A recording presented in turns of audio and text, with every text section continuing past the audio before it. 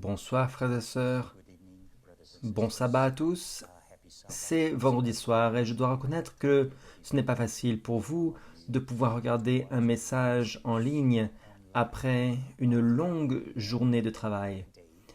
Je le sais par expérience, le, le vendredi est la plus longue journée, la plus difficile de la semaine, avec le plus de choses que nous devons faire durant cette journée pour quelqu'un qui garde le sabbat. Aujourd'hui, par la grâce de Dieu, je voudrais vous parler d'un sujet, et le titre de ce sujet est Christ, notre seul espoir.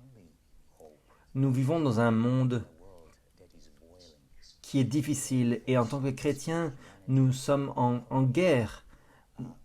L'ennemi de nos âmes lutte contre nous. Mais il y a un espoir pour ceux qui aiment vraiment Jésus-Christ. Je voudrais vous parler de la chose la plus importante, solennelle, le texte de l'Écriture le plus important que nous trouvons dans le livre de l'Apocalypse chapitre 22 au verset 11. Lisons, il est dit que celui qui est injuste soit encore injuste, que celui qui est souillé se souille encore, et que le juste pratique encore la justice, et que celui qui est saint se sanctifie encore. Ce sont les paroles de Jésus-Christ qui seront prononcées très très rapidement. Nous ne savons pas quand le Seigneur Jésus-Christ prononcera ces paroles, mais il y aura un moment où le jugement investigatif se terminera. Il y a un moment où la grâce se terminera aussi. Il y aura un moment où la grâce de Dieu se terminera. Et ce sera le moment où la formation du caractère sera terminée pour toujours. Ce sera un moment très intéressant dans l'histoire de l'humanité, où le temps et le travail du salut pour la rédemption de l'humanité sera terminé dans le sanctuaire. Une personne sur... La plupart des gens disent « j'ai faim, j'ai soif, j'ai peur ». C'est le monde dans lequel nous vivons, frères et sœurs. Récemment, j'ai lu un passage dans les médias à propos d'un enseignant, d'un assistant, il disait qu'il assassinerait Jésus-Christ s'il pouvait avoir une machine à remonter le temps. Et il aurait assassiné Jésus avant même son baptême. Le moment est arrivé où, comme il dit dans Jean 6, verset 2, ceux qui vont vous tuer croiront rendre un culte à Dieu. Les Bibles sont brûlées dans les rues de l'Amérique. Le monde moderne a abandonné Jésus-Christ et sa parole. Et nous répétons l'histoire du peuple d'Israël. Lorsque Dieu dit « Si vous n'aimez pas mon gouvernement, vous n'aimez pas la parole de Dieu, si vous n'aimez pas la vérité, et si vous n'aimez pas être sujet de mon Fils Jésus-Christ, alors je vous donne la permission de vous comparer avec le monde, vivre sous le gouvernement du serpent. » Frères et sœurs, nous sommes ici, il y a 7,5 milliards de personnes qui vivent sous la domination du serpent, qui vivent sous le gouvernement de l'ennemi, parce qu'ils rejettent la parole de Dieu, ils rejettent les Écritures. Et aujourd'hui, le monde a besoin d'un moment de méditation, un moment de réflexion, pour savoir si c'est mieux d'être dirigé par Dieu ou d'être sous le gouvernement du serpent. Et je vois déjà maintenant que nous avons un grand réveil dans le monde. Les gens vraiment sont intéressés et ils ont faim de la parole de Dieu. Nous vivons dans une époque où avoir une Bible à la maison peut consister en un crime. Pourquoi? Parce que cela peut créer la haine contre les gens et ce sont des paroles qui sont inflammatoires. C'est ce qu'ils ont déclaré en Écosse et de partout dans le monde. Nous sommes à la même époque que le Moyen-Âge et l'athéisme en France. Brûler les Écritures dans la ville. Je voudrais lire un passage qui est une citation de M. Donald Trump, le président des États-Unis, devant les Nations Unies. Le futur n'appartient pas aux globalistes, le futur appartient aux patriotes. Frères et sœurs, Je voudrais vous dire ce soir que le futur appartient à ceux qui ont la patience des saints durant cette crise, ceux qui gardent les commandements de Dieu et la foi de notre Seigneur Jésus-Christ. Dans le livre d'Hébreux, nous avons plusieurs passages très beaux qui montrent que le peuple de Dieu ne vit pas sur cette terre de manière permanente. Il est dit, c'est dans la foi qu'ils sont tous morts, sans avoir obtenu les choses promises, mais ils les ont vus et salués de loin, reconnaissant qu'ils étaient étrangers et voyageurs sur la terre. Ceux qui parlent ainsi montrent qu'ils cherchent une patrie. S'ils avaient eu en vue celle d'où ils étaient sortis, ils auraient eu le temps d'y retourner. Mais maintenant, ils en désirent une meilleure, c'est-à-dire une céleste. C'est pourquoi Dieu n'a pas honte d'être appelé leur Dieu, car il leur a préparé une cité.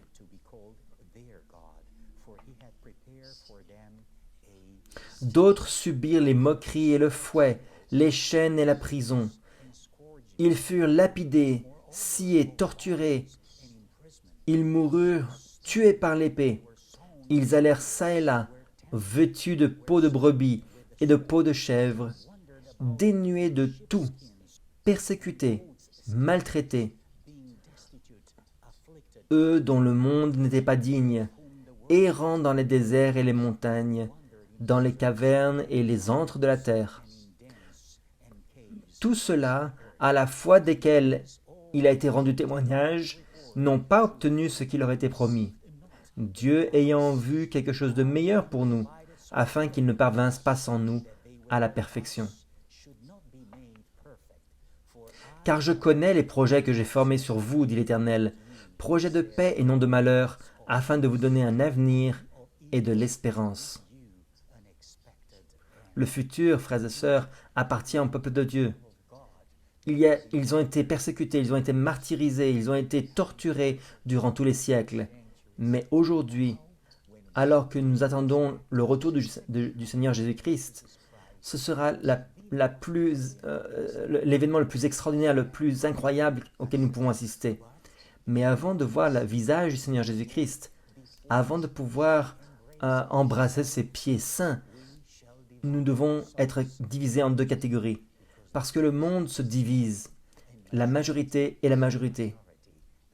Et le peuple de Dieu, devinez quoi? Malheureusement, sera divisé aussi entre ceux qui trahiront et ceux qui seront trahis. Les traîtres seront la majorité et ceux qui seront trahis seront ceux qui resteront fidèles au Seigneur Jésus-Christ. Le péché ne retournera jamais dans le ciel. En fait, l'un des passages les plus beaux qui est écrit dans un livre en anglais de Sir White, il est dit « Aucun de ceux qui ont eu la lumière de la vérité n'entreront dans la sainte cité tout en brisant les commandements. Sa loi est le fondement de son gouvernement sur la terre comme au ciel. S'ils transgressent volontairement sa loi sur la terre, ils ne seront pas emmenés au ciel pour y faire la même chose. Il n'y aura pas de changement de caractère lorsque Christ reviendra. »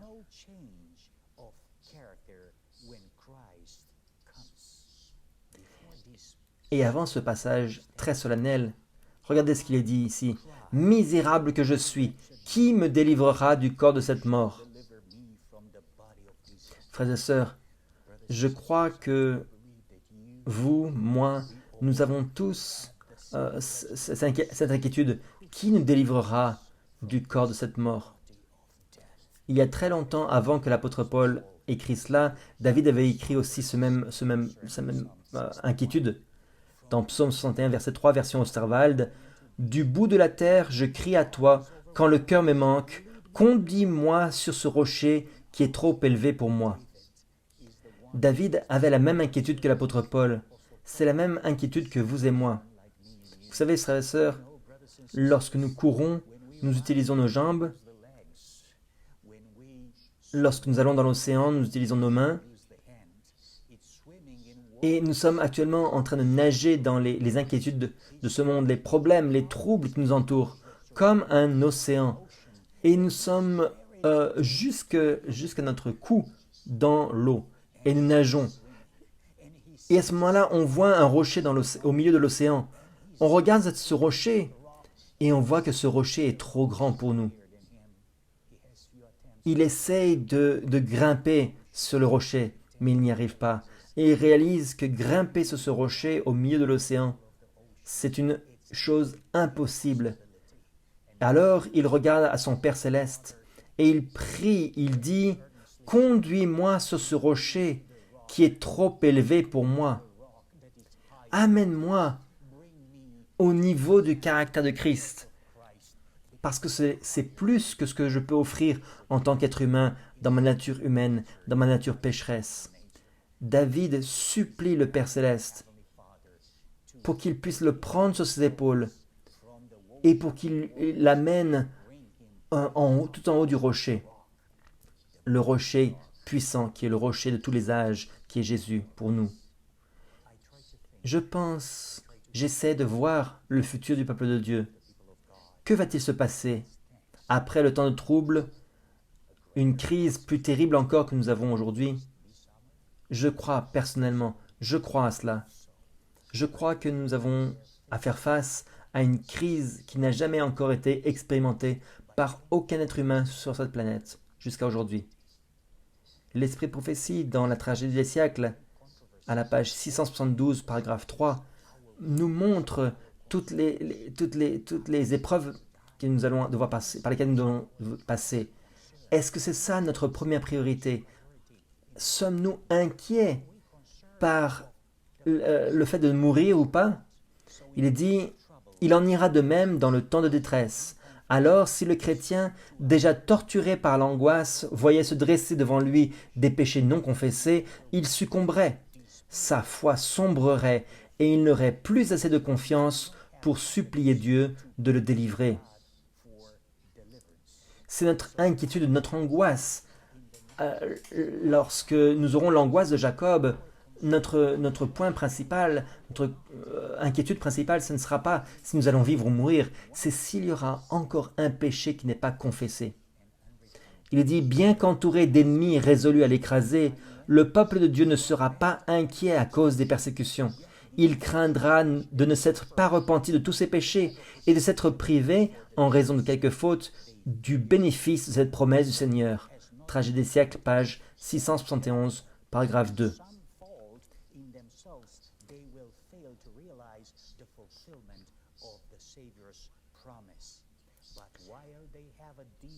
Mais tandis qu'ils auront, ils comprendront leur péché. Il est dit, il y a un passage ici qui n'est pas dans le livre. Et le peuple de Dieu ici n'aura pas peur de mourir. Frères et sœurs, si nous sommes cachés en Christ, si le Seigneur Jésus-Christ est notre promesse et notre confiance durant le temps de trouble, le seul espoir, c'est Jésus-Christ. Nous n'avons aucune raison d'avoir peur de la mort. La seule raison d'avoir peur, c'est si nous avons un péché qui n'est pas confessé. Tragédie des siècles, page 672, paragraphe 3. Il en ira de même dans le temps de détresse. Alors, si le chrétien, déjà torturé par l'angoisse, voyait se dresser devant lui des péchés non confessés, il succomberait, sa foi sombrerait et il n'aurait plus assez de confiance pour supplier Dieu de le délivrer. Vous voyez, frères et sœurs, à nouveau, le péché, c'est ça notre grand ennemi.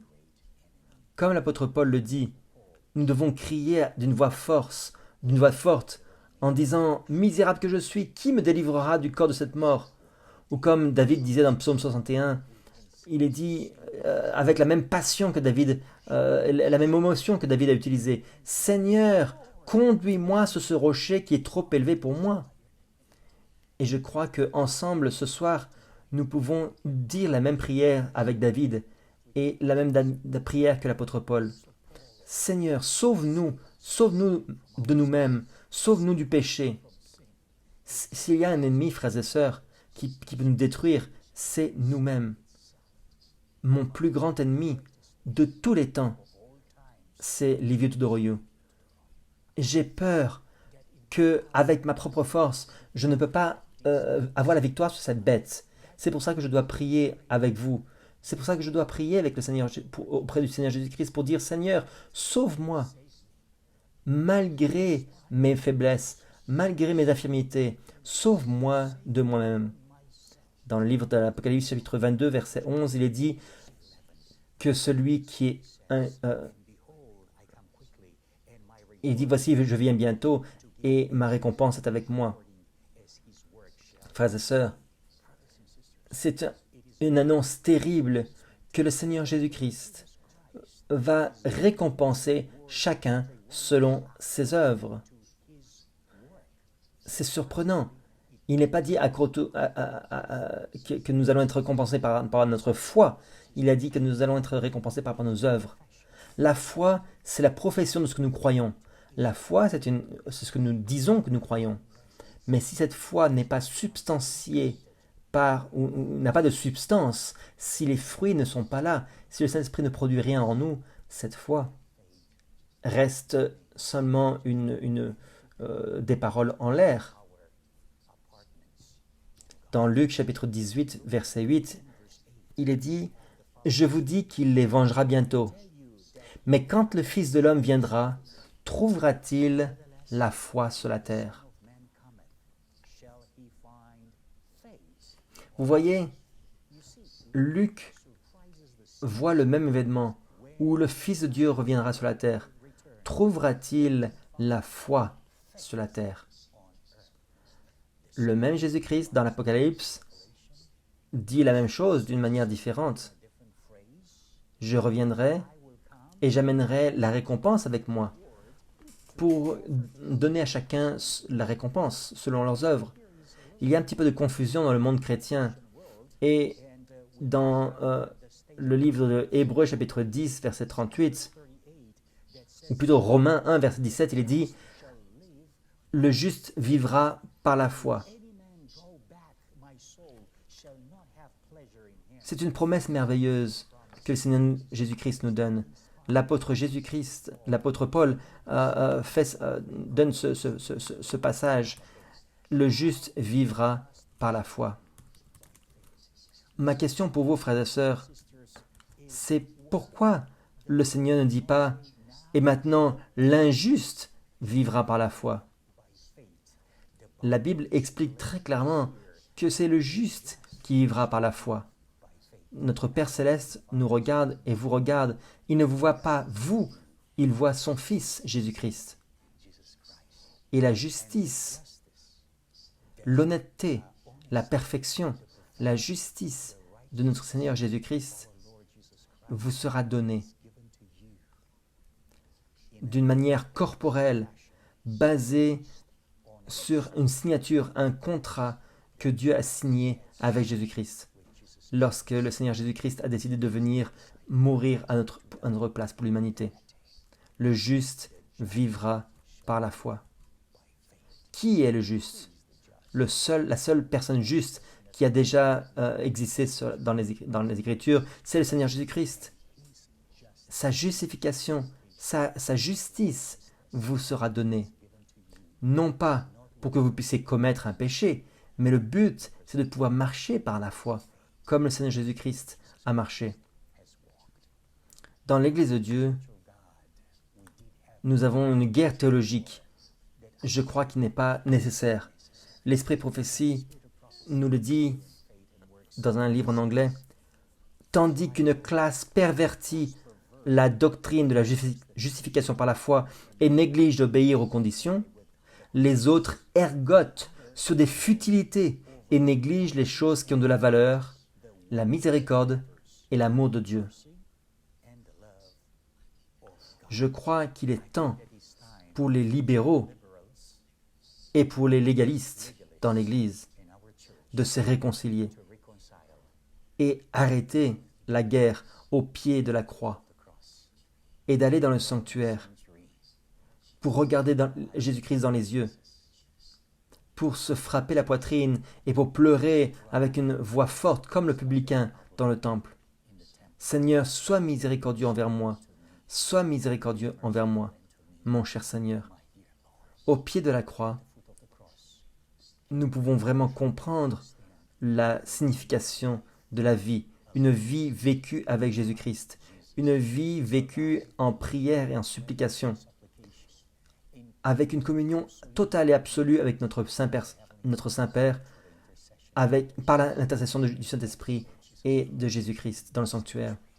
Je me rappelle de Martin Luther, un des esprits les plus brillants du Moyen-Âge, un homme à qui le Seigneur Jésus-Christ a révélé un message merveilleux, la justification par la foi. Cependant, à cause de son imperfection de caractère, il a échoué à comprendre certaines des choses les plus importantes de ce message, certains des éléments qui sont les plus profonds dans le message de Christ, notre justice.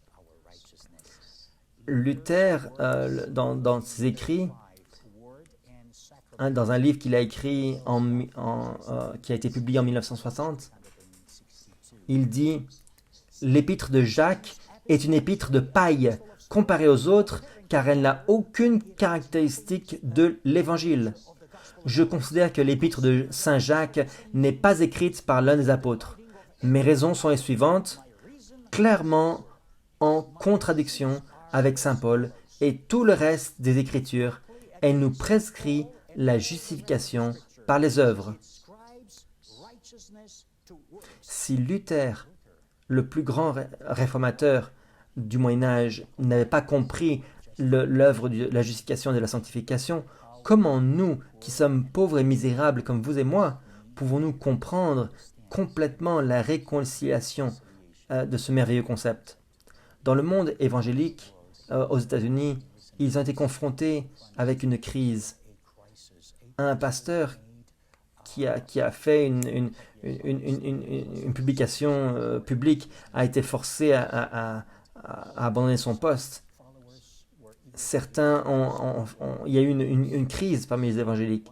Et un des professeurs, Karen Swallow Prior, un professeur d'anglais, qui a quitté l'université Liberté, elle disait « Nous mettons tellement de poids sur l'histoire de la rédemption que nous sommes prêts à excuser un comportement pécheur sans tenir pour responsable le pécheur. » C'est exactement ce qui se passe dans l'Église, frères et sœurs. Nous sommes pardonnés par Jésus et nous allons continuer à faire un péché. Nous sommes amenés devant le juge pour être pardonnés, puis ensuite nous retournons faire le même péché. Et nous sommes comme un pendule qui oscille d'un côté et de l'autre toute notre vie. Aujourd'hui, à Portland, à Seattle, à Chicago et dans d'autres grandes villes, aujourd'hui, dans ces grandes villes, la police arrête des gens qui font des mauvaises choses, soit parce qu'ils manifestent violemment, soit parce qu'ils brûlent des bâtiments, soit parce qu'ils attaquent des personnes innocentes dans les rues, ou bien ils volent et ils cambriolent les magasins. Et la police amène ces gens devant le juge. Et le juge leur pardonne, le juge les relâche en ne leur donnant aucune condamnation, aucun sens de culpabilité. Et la police retourne le jour suivant et ils font face aux mêmes personnes. Ils le ramènent devant le juge à nouveau et vous avez à nouveau un cercle vicieux. Vous voyez que notre société est très faible. Ce n'est pas seulement les affaires publiques, ce n'est pas seulement le monde qui est si faible et qui est injuste, qui est confus. C'est parce que nous, en tant que chrétiens, nous avons perdu la puissance de l'exemple. En tant que chrétiens, nous avons perdu l'idée de ce que c'est que d'être caché en Christ. Et la même confusion, nous l'avons dans l'Église aujourd'hui, entre la grâce et la loi, entre la justification par la foi et la sanctification par la foi.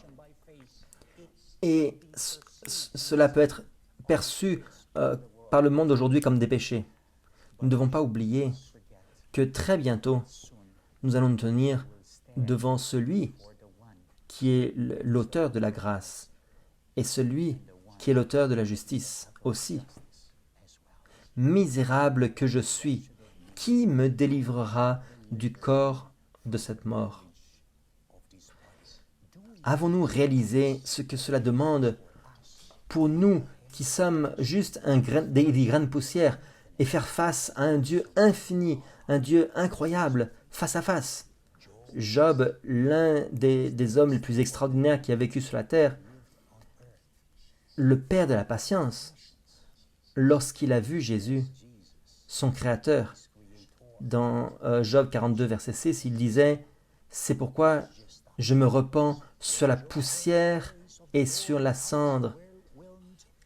C'est pourquoi je me condamne et je me repens sur la poussière et sur la cendre. » Lorsqu'Ésaïe a vu la gloire de l'Éternel et qu'il a entendu les chérubins qui disaient « Saint, Saint, Saint est l'Éternel des armées », il dit « Alors je dis, malheur à moi, je suis perdu. » Lorsque Daniel a été visité par les anges, il disait « Les forces me manquèrent, mon visage changea de couleur et fut décomposé, et je perdis toute vigueur. » Et Jean, le disciple bien-aimé qui se reposa sur le sein du Seigneur et qui contempla sa gloire, tomba comme mort au pied d'un ange, dans Tragédie des siècles, page 511, paragraphe 3.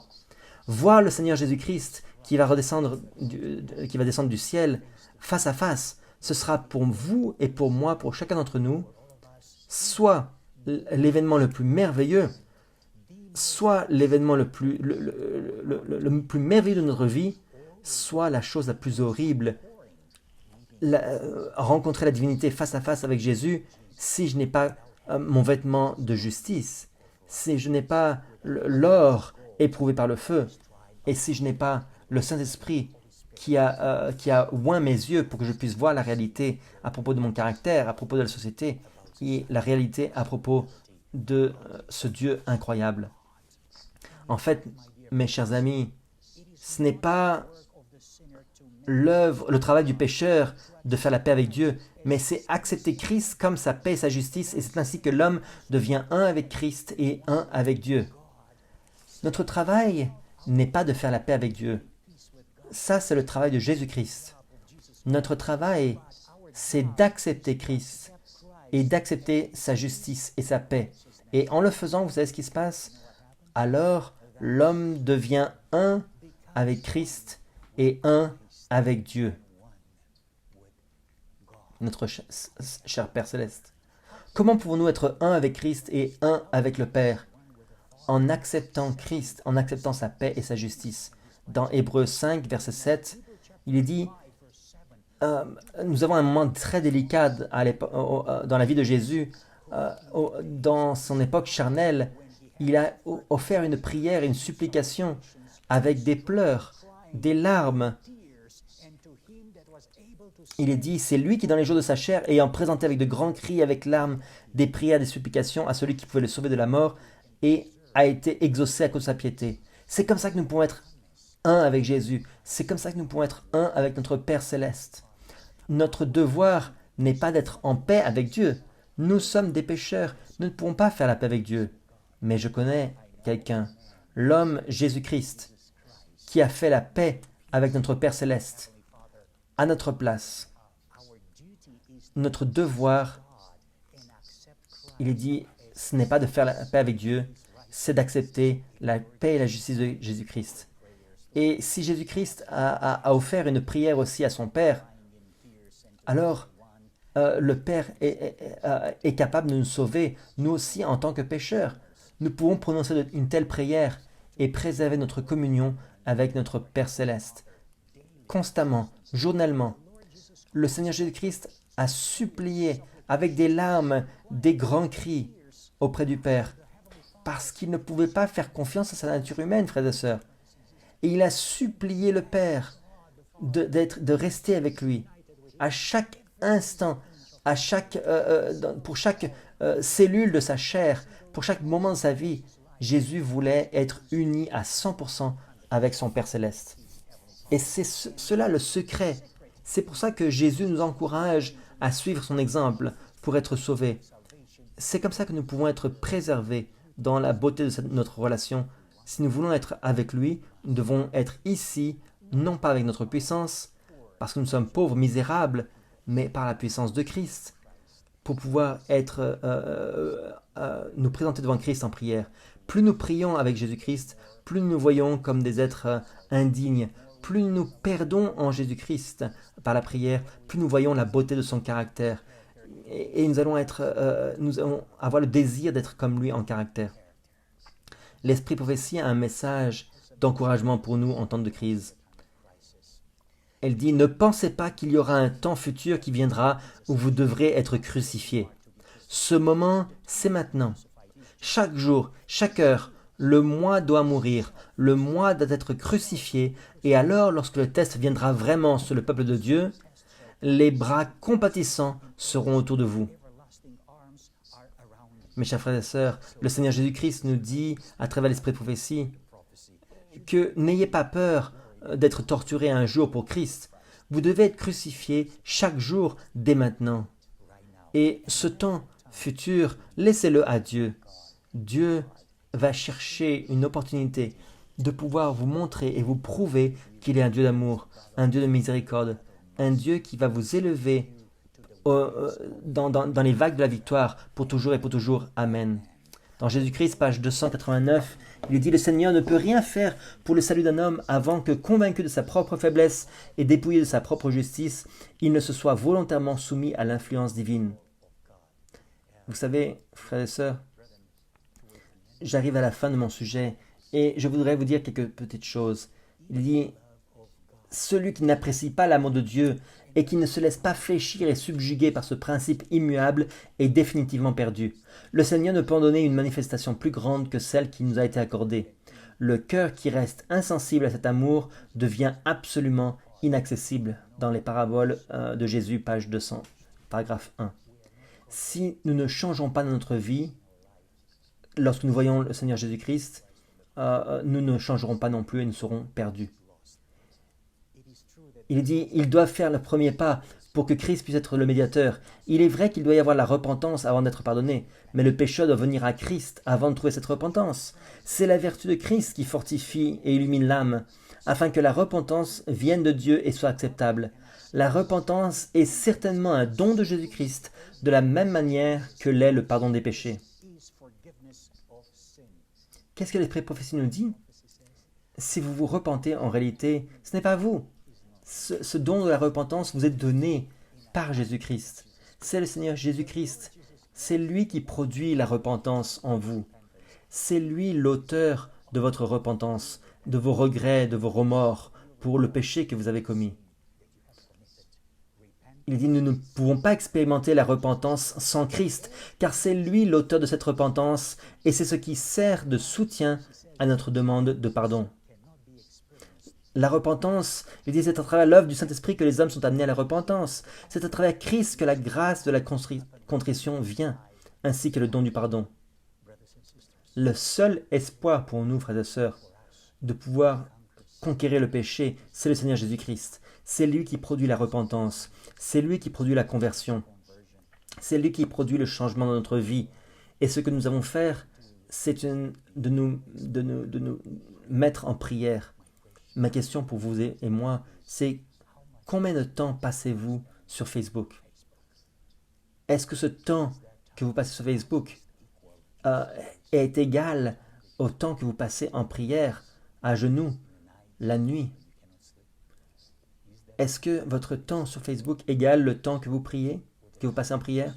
Ou bien le temps que vous passez à regarder la télévision ou sur votre téléphone ou parler au téléphone avec vos amis? Le péché est notre plus grand ennemi. Nous sommes dans une guerre contre le péché. Et le péché lutte contre nous. Le moi, c'est notre plus grand ennemi. Nous devons lutter contre ce moi. Mais comment? Grâce à Jésus. Christ est notre seul espoir. Il y a 35 ans, lorsque je suis venu au Seigneur, j'ai eu un rêve. C'est comme si c'était hier. J'ai rêvé que c'était la fin du monde. Et tout le monde était amené au jugement. Il y avait une grande table immense qui était couverte d'un linge blanc. Des milliers de personnes venaient devant cette table blanche avec un agneau dans leurs mains. Je n'avais jamais vu durant ma vie autant d'agneaux et autant de personnes. C'était le jour du jugement. Et chaque personne déposait son agneau, passait sous la table qui était recouverte d'un lin blanc et ensuite devait ressortir. Et tandis qu'il voyait cet agneau, le signe était le suivant. Si l'agneau passait sous la table, ou sautait sous la table pour prendre un morceau de pain de la Sainte Seine, à chaque 2 mètres, il y avait une assiette de la communion. J'ai vu beaucoup d'agneaux qui passaient sous la table et qui n'essayaient même pas de manger le morceau de pain. Beaucoup de personnes étaient tristes, beaucoup de gens pleuraient et criaient. Ils avaient des agneaux de différentes tailles, des gros agneaux, des petits agneaux, et ils disaient, je suis perdu, je suis perdu. Et tandis que je regardais ces péchés, le moment est venu où, dans mon rêve, j'ai entendu la voix de mon Père Céleste qui disait, c'est ton tour. Et d'un seul coup, de nulle part, j'ai reçu un petit agneau, un tout petit agneau dans mes bras. Mon agneau était si petit. Et j'ai entendu la voix de Dieu dans le ciel qui m'a dit, lâche cet agneau. Et je suppliais le Père en prière. Je disais, Seigneur, mais mon agneau est trop petit. Et le Père Céleste a dit, lâche cet agneau. Et j'ai dit une 3e fois, Seigneur, mon agneau est trop petit. Il n'arrivera pas à sauter sur la table et je perdrai ma vie éternelle. Et pour la 3e fois, mon Père a dit, relâche cet agneau. Avec une voix tellement autoritaire, avec tellement de force dans sa voix, que je ne l'oublierai pas. Et avant de relâcher cet agneau, je parlais à cet agneau, je l'embrassais et je lui disais à ce petit agneau, je suppose que c'était Jésus, tu es mon seul espoir, seulement toi peux me sauver, je ne peux pas me sauver. Je l'embrassais, c'était tellement merveilleux. J'ai lâché cet agneau et j'ai regardé ce qui allait se passer sur le côté à côté. Et je regardais, tandis que l'agneau a fait quelques pas. Il a essayé de sauter sur la table pour prendre le pain de la Sainte Seine. Mais il était trop petit, il n'arrivait pas à sauter au-dessus de la table. Et il est allé sous la table, il a continué à marcher, et il a essayé à nouveau de sauter, une 2e fois. Il a sauté un peu plus haut que la première fois, et il ne pouvait pas. J'ai recouvert mon visage et j'ai dit, Seigneur, je suis perdu. Et la 3e fois, l'agneau a essayé de sauter. Dans mon rêve, frères et sœurs, l'agneau a fait un effort incroyable pour sauter sur la table. Il a sauté sur la table et il a mangé un morceau de pain.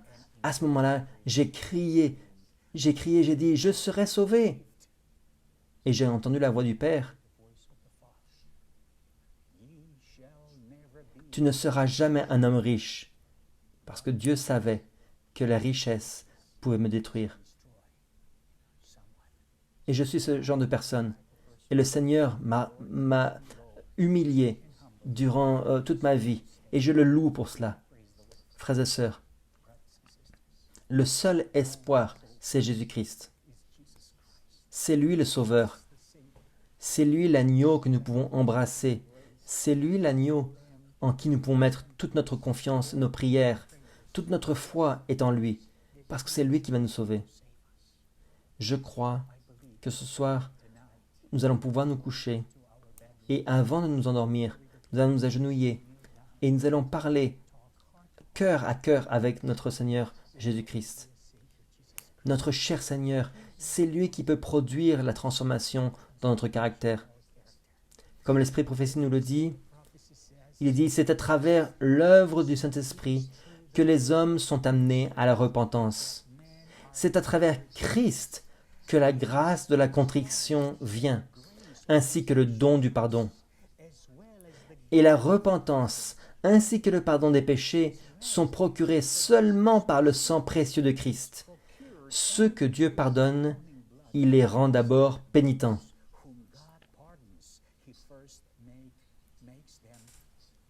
C'est mon vœu et ma prière, que ce soir, nous pouvons nous saisir de l'espoir en Jésus-Christ, qu'il est le seul sauveur, il est le seul ami qui peut nous aider, qui peut nous permettre, nous convaincre de gagner la guerre contre le péché. Frères et sœurs, c'est mon vœu et ma prière, que le Seigneur nous aide richement dans ces temps de trouble, là où nous attendons la venue de Jésus. Nous allons prier au nom du Seigneur Jésus-Christ. Père céleste, au nom de Jésus, nous te remercions infiniment pour Jésus-Christ, ton Fils. Nous te remercions infiniment pour le moyen du salut que tu as trouvé pour nous. Merci, Père céleste, pour avoir abandonné ton Fils Jésus-Christ, afin qu'il puisse mourir pour nous et nous donner la vie éternelle. Seigneur, nous te remercions infiniment. Au nom de Jésus-Christ, pardonne nos péchés. Change et finalise en nous ce merveilleux travail de la transformation du caractère. Tu es celui qui peut nous donner le vouloir et le faire. Au nom de Jésus. Amen.